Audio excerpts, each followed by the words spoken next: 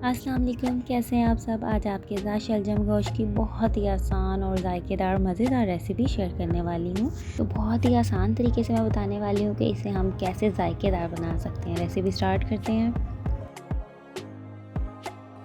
तो सबसे पहले हमने 1 केजी शलजम लिए हैं। इसे हम वॉश करेंगे और इन्हें बारीक कट कर लेंगे। अब एक पॉट में हम 2 गिलास पानी और हाफ़ केजी बीफ ऐड करेंगे, और मटन भी ऐड कर सकते हैं। 2 हमने ऑनियन लिए हैं मीडियम साइज़, उन्हें हमने स्लाइस कट कर लिया और ये सभी हम इसमें ऐड कर देंगे।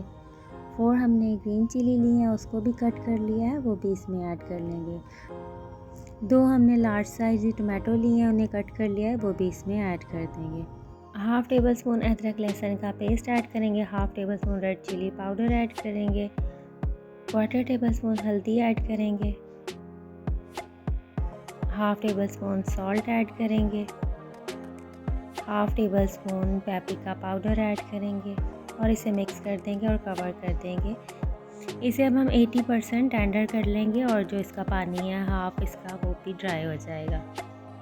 80% हमने गोश्त को टेंडर कर लिया। अब इसमें जो हमने शलजम कट किए थे बारीक वो ऐड कर देंगे और इसको मिक्स करके कवर कर देंगे।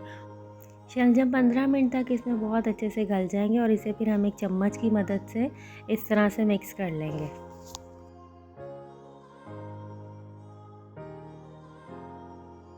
अब इसमें हम हाफ़ टेबल स्पून गरम मसाला और हाफ़ टेबल स्पून ज़ीरा पाउडर ऐड कर देंगे और इसमें हम हाफ़ कप ऑयल ऐड करके इसकी भुनाई जो है वो अच्छे से करने वाले हैं।